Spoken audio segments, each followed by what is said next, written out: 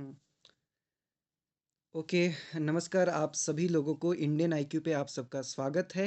आज यहाँ पे हम डिस्कशन करने वाले हैं, एक एनालिटिकल वीडियो रहेगा ये, जहाँ पे हम डिस्कस करने वाले हैं आज हमारी जो आईबीपीएस एसओ एग्ज़ाम जो स्पेशलिस्ट ऑफिसर की एग्ज़ाम थी आज 26 तारीख को 2 शिफ्ट में शायद कंडक्ट कराई गई है इसको।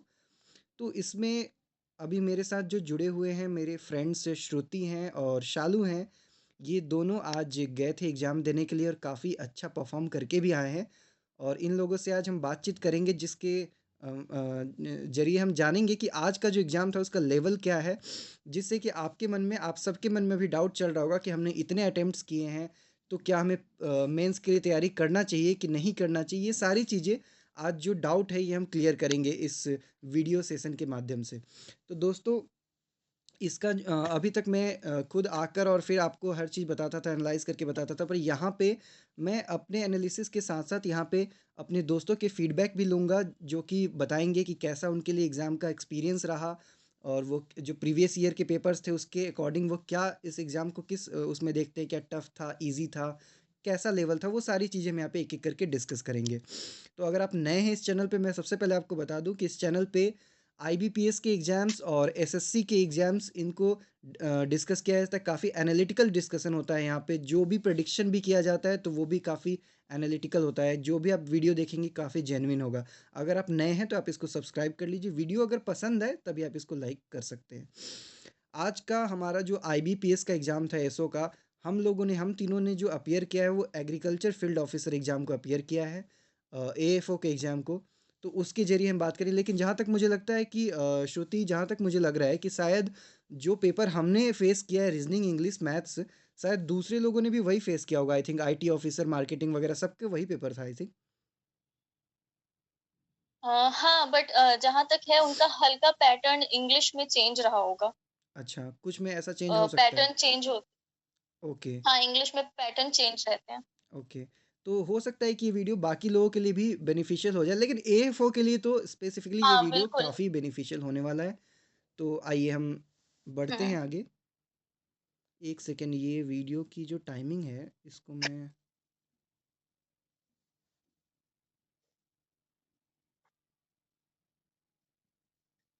हम्म, मेरी वॉइस क्लियर है ना? हाँ, वॉइस क्लियर है बिल्कुल। हाँ। चलिए हम एक बार शुरू कर लेते हैं दोस्तों। आज का अगर रिव्यू दे तो हमारा जो पेपर था वो आज 26 दिसंबर को फर्स्ट शिफ्ट में था और पेपर बिल्कुल टाइमली हुआ है। हमारी एंट्री भी एकदम आराम से हुई है, कोई ज़्यादा भीड़ नहीं था। और इसके बाद अगर सिस्टम की बात करें तो सिस्टम ब्रेकडाउन का भी कोई इशू ऐसा रेज़ नहीं किया किसी ने। बाकी इंटरफेस भी एकदम नॉर्मल था, जैसा आप एक्सपेक्ट करके चल रहे थे वैसे ही था। अभी जैसे आईबीपीएस क्लरिकल वगैरह में इंटरफेस चेंज हुआ है वैसा कुछ देखने को नहीं मिला था, सब कुछ ठीक था वहाँ पे। अब एक-एक करके हम चलते हैं, डिस्कस कर लेते हैं। जैसे अगर हम सबसे पहले बात करें इंग्लिश सेक्शन की, तो शालू इंग्लिश में आई थिंक 2 आरसी थे ना? रीडिंग कम्प्रिहेंशन 2 थे शायद। एक तो जी सर। एक तो वो 2 इंडोनेशिया रीडिंग वाला। कॉम्प्रिहेंशन्स थे का एक इंडोनेशिया पे थी। हाँ, एक इंडोनेशिया पे थी और एक इम्यूनिटी पे थी। और जो उसके जो क्वेश्चंस थे जी। वो मतलब डुएबल थे। वो रीडिंग कॉम्प्रिहेंशन को देख के हम आराम से, मतलब ऐसा कुछ नहीं था tone of the passage, theme of the G. Passage type का क्वेश्चन नहीं था। तो वो बस पैसेज में आंसर मिल जा रहे थे, जहाँ तक लग रहा था। बिल्कुल। और इसके साथ-साथ मैच द कॉलम भी वो पूछा गया था। बेसिकली बना ही रखा था। हाँ, हाँ, बिल्कुल। मतलब लेवल उसका मॉडरेट था, पैसेज में कुछ ऐसे वर्ड्स थे जिनको कि समझने में दिक्कत हो हुँ। सकती है, बट ऐसा नहीं था कि बहुत ज़्यादा टिपिकल था मेरे हिसाब से। और हाँ, वो पूरा रीड करने पे आप एक बार ढूँढो तो आंसर मिल रहा आंसर था। मिल जा रहा आंसर्स था। मिल जा रहे थे हाँ, उसपे। बिल्कुल, बिल्कुल। मैच द कॉलम भी पूछे गए थे, आई थिंक 3-4 क्वेश्चन थे और मैच द कॉलम मुझे हाँ, हाँ, ठीक 4 लगा थे। क्योंकि 4 थे। 4 थे उसमें मैच द ओके, हाँ, कॉलम्स। वो भी ठीक था कि हाँ, आपको पता चल जा रहा था कि कौन किससे रिलेट कर रहा है। हाँ। बहुत ज़्यादा उसमें दिमाग लगाने की ज़रूरत नहीं पड़ रही हाँ, थी। काफ़ी ईज़ी था। पीओ से लेवल बहुत नीचे था हाँ, इनका हाँ, इंग्लिश हाँ, का तो। बिल्कुल, इंग्लिश का लेवल हाँ, पीओ एग्ज़ाम से अगर कंपेयर करें तो बिल्कुल ईज़ी था उससे, बिल्कुल हाँ, सही बात है। बहुत हाँ। और वर्ड स्वैप करके भी था उसमें, कुछ वर्ड्स चेंज करने का या आगे-पीछे करने का, ऐसा कुछ मुझे जहाँ तक याद आ हाँ, रहा है। 5 क्वेश्चन्स अ, उसपे भी आ रखे थे वर्ड स्वैप 5 पे। क्वेश्चन्स थे वो। और वो भी काफ़ी ईज़ी था, रीड करने पे हाँ, पूरा एकदम हाँ, रीड करो बिल्कुल समझ आ इंग्लिश रहा से था ही कि आपको हाँ, समझ आ इंग्लिश में जाएगा। ये चीज़ था कि मतलब चीज़ें आप रीड करके कर। और आज मैंने देख रहा था, मैं कुछ दोस्तों से बातचीत भी हो रही थी, चैट-वैट कर रहे थे, तो इंग्लिश में लगभग सबने 30 प्लस तो अटेम्प्ट किया है। मतलब जितने लोगों से हाँ मेरी बात हुई है बिल्कुल। सबने 30+ अटेम्प्ट किया है, इससे कम किसी ने अभी तक मैंने देखा नहीं कि किया है। तो पेपर ठीक था इंग्लिश का। एरर भी ऐसा नहीं था कि 4 स्टेटमेंट थे और चारों में आपको एरर ढूंढना है, ऐसा कुछ नहीं हाँ था। जैसा कि हम मॉक हाँ वगैरह में देखते थे, तो वो भी था कि आपको दे दिया गया था एरर, उसमें से आप फाइंड आउट कर लो 4 पोर्शन में से कौन से पोर्शन में एरर है। और पैरा जंबल में जो था उसमें बहुत लोगों को कन्फ्यूजन होगा, कई लोग आंसर्स भी मांग रहे हैं। तो मैं एक बार बता देता हूँ कि पैरा जंबल जो है उसमें जो जिस टॉपिक पे बात की गई थी वो थी एपिस्टेमिक एग्जॉशन के बारे में बात की गई थी। तो उसकी वो जो स्टार्ट हो रहा था, I think D D D था, उससे स्टार्ट हो रहा था, और एक था जो फिक्स था, ई वाला फिक्स था 5th नंबर पे।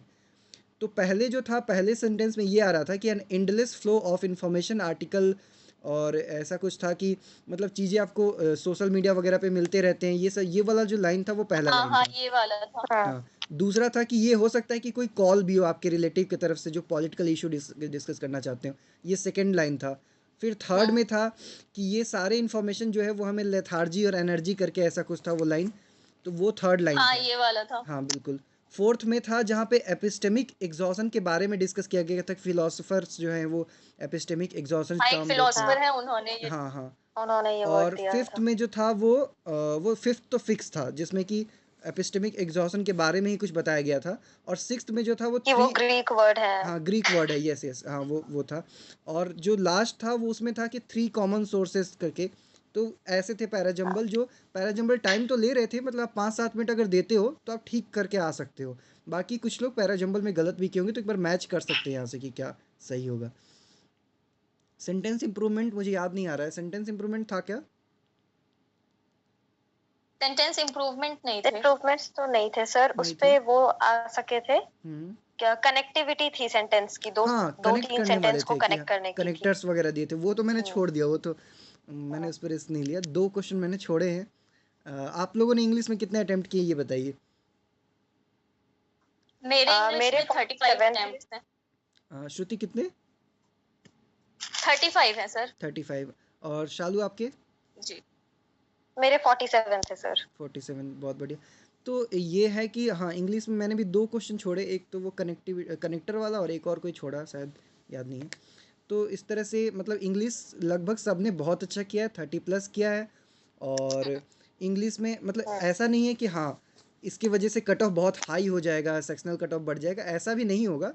पर आप ये मान के चल सकते हो कि हाँ 5 मार्क्स 6 मार्क्स के आसपास जनरल का कट ऑफ आपको, या 7 मार्क्स इतना आपको देखने को इंग्लिश में मिल सकता है, क्योंकि पेपर का लेवल इंग्लिश का इस बार ठीक था। अगर हम रीजनिंग की बात कर ली तो रीजनिंग में पजल्स थे, पजल्स कितने पजल थे? 3 थे। 3 पजल थे। 3 थे, मैंने तो एक भी नहीं किया, पजल छोड़ दिया। 3 पजल्स थे और 2 सिटिंग थे जहां तक मुझे याद सिटिंग है। अरेंजमेंट हाँ, थे जी। सिटिंग सिटिंग मैंने भी किया। और डायरेक्शन डिस्टेंस वाले भी थे, वो भी बहुत मतलब काफ़ी हाँ चीज़ें दे रखा था, ये इसके नॉर्थ, ये इसके साउथ, ये इसके वेस्ट, बहुत हम्म। बहुत ज़्यादा बना के उसके बाद उसको करना था, टाइम लग रहा था उसमें। हाँ और क्वेश्चंस लेंदी थे उसके। क्वेश्चंस लेंदी थे। मैंने पहले सोचा पजल और सिटिंग तो लास्ट में ही करूँगा, तो पहले बाकी चीज़ें कर लिया। फिर मैंने देखा कि अब तो हो ही गए इसमें, मतलब 25-26 अगर अटेम्प्ट हो गए, तो अब पजल में दिमाग लगा के कोई फ़ायदा नहीं, तो मैंने छोड़ दिया उसको, करा ही नहीं। आपके आपके कितने अटेम्प्ट रहे रीजनिंग में दोनों लोगों के? मेरे 29 अटेम्प्ट्स थे रीजनिंग में, क्योंकि इस बार स्टेटमेंट कंक्लूजन्स हर बार के comparison I think numbers of questions ज्यादा थे उनके। हाँ सिलॉक्स में भी स्टेटमेंट एंड हाँ, कंक्लूजन एडेड बिल्कुल था। बिल्कुल बिल्कुल। सिलॉक्स में भी आपको चारों हाँ ऑप्शन को देखने पड़ रहे थे कि हाँ कौन सा सही होगा कौन सा नहीं होगा। हाँ शालू सारे आपने कितने अटेम्प्ट इंडिविजुअल किए? सिलॉक्स बनाने पड़ेंगे। जी जी हम्म। जी बिल्कुल। सिटिंग के क्वेश्चन थे, डायरेक्शन डिस्टेंस से, ब्लड रिलेशन के भी 3 क्वेश्चन थे, वो भी ठीक हाँ थे, ब्लड हाँ रिलेशन। मतलब मॉडरेट लेवल के थे, इजी तो नहीं कह हम्म। सकते, वो भी मॉडरेट लेवल पे थे।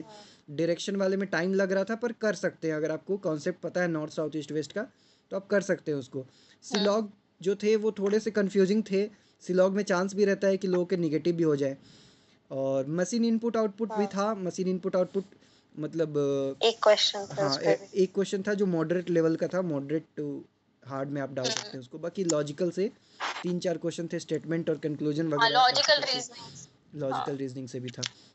तो रीजनिंग में भी जो कई लोग बता रहे हैं वो सब ने 10 क्वेश्चन से ज़्यादा तो किया है, 10-15 क्वेश्चन के आसपास कम से कम इतना तो किया है। कुछ लोगों ने 20+ भी क्रॉस किया है। तो रीजनिंग भी जो है लोगों ने किया है।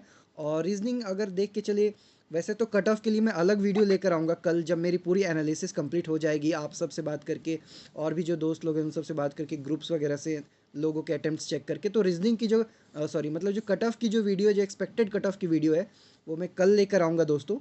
अभी फ़िलहाल हम एक बार पेपर को ही डिस्कस कर रहे हैं और कैसा पेपर का रिव्यू है, क्या सेफ स्कोर हो सकता है, तो ये हम यहाँ पे भी डिस्कस कर लेंगे। बाकी रीजनिंग में अगर आपने 10 मार्क्स से ऊपर बनाया है तो आप बिल्कुल सेफ़ हैं, टेंशन लेने की ज़रूरत नहीं है। वैसे ही इंग्लिश में अगर आपका लग रहा है कि आप 10-12 मार्क्स के ऊपर स्कोर कर सकते हैं, आप वहाँ भी सेफ़ हैं। मैथ्स की अगर बात करें तो मैथ्स में डीआई भर भर के था।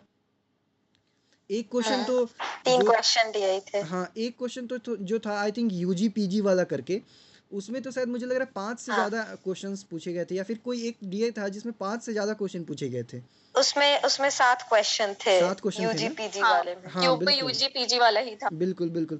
उसको हाँ, तो मैंने पहले टेबल के फॉर्म में कर लिया, उसके बाद उसको बनाते चले गए उसको।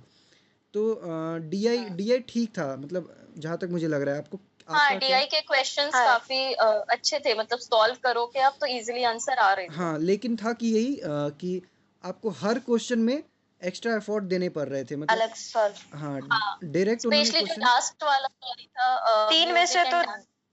हाँ, 3 में से 2 तो इजीली सॉल्व कर सकते थे। जी, हाँ, जी, बिल्कुल। क्योंकि उसमें था कि हर क्वेश्चन में आपको कुछ ना कुछ एक्स्ट्रा करना पड़ रहा था डीआई में, तो वो टाइम हाँ, टेकिंग था।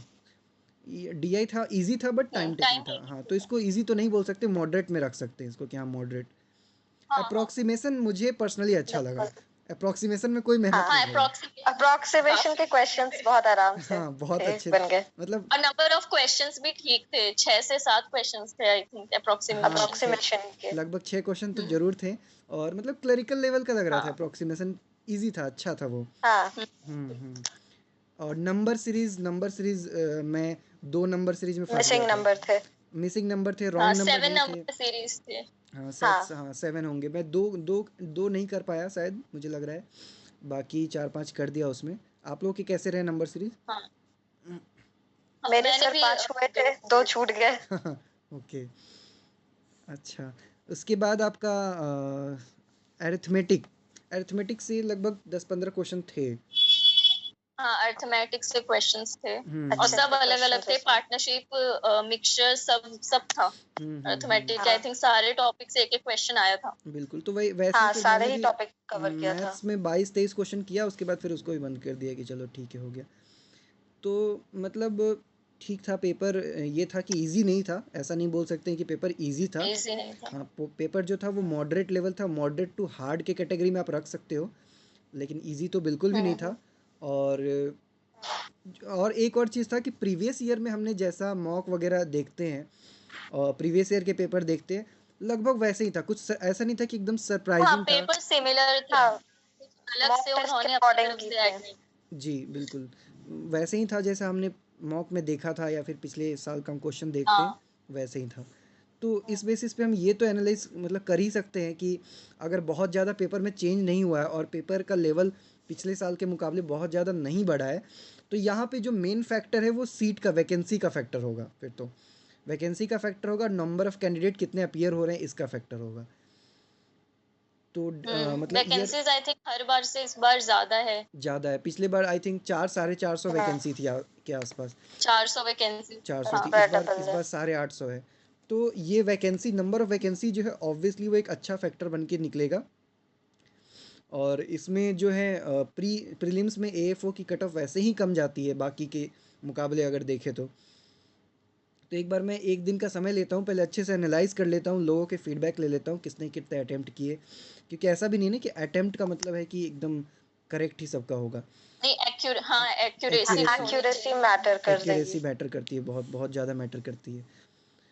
तो उसके बेसिस पे फिर हम कल एक कट ऑफ का वीडियो पहले ले आएंगे, और फिर उसके बाद जो है सो हम्म, मेंस का मैं परसों एक वीडियो करने की कोशिश करूँगा, जहाँ पे मैं पिछले 3-4 साल के मेंस का कट ऑफ मतलब वो करेंगे, हम देखेंगे कि हाँ सर, बिल्कुल एक्सपेक्टेड कट ऑफ बिल्कुल। कितना रहेगा ये हाँ, बच्चे जरूर जानना चाहेंगे, हाँ, ये तो ये देखेंगे कि बताइएगा। कितना मेंस में इस बार हम स्कोर करें कि सेफ स्कोर। जैसे मैंने एक वीडियो बनाया था इस एग्ज़ाम से पहले, प्रीलिम्स से पहले बहुत सारे बच्चों ने देखा, हज़ारों बच्चों ने देखा कि प्रीलिम्स में आपको टारगेट कितना लेके चलना है, जिससे कि आपका प्रीलिम्स हम्म, क्लियर हो जाए।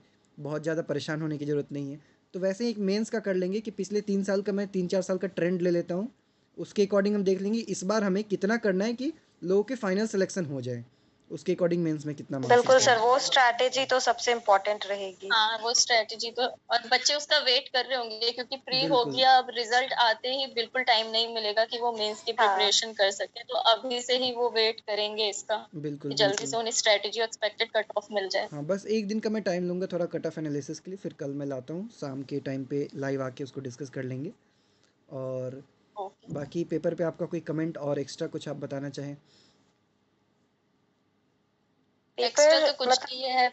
हाँ, जी एक मैम रीजनिंग बताइए। सेक्टर में जिनका टाइम पे ग्रास्प अच्छा है वो ज्यादा अच्छा कर पाएंगे, क्योंकि थोड़ा लेंथी क्वेश्चंस रहेगा उस पे। बिल्कुल बिल्कुल, पजल तो ऐसे थे, और इस बार हाँ, पजल्स लेंदी थे, बहुत बहुत रीड लेंदी करना थी। हाँ पड़ रहा था उन्हें। मतलब एक एक इंसान अगर सेफ स्कोर पे आ गया कि 20-25 कर लिया, तो फिर वो देखने का मन नहीं कर रहा था कि क्या हाँ क्या इतने बड़े बड़े पजल कौन वही। सॉल्व करेगा।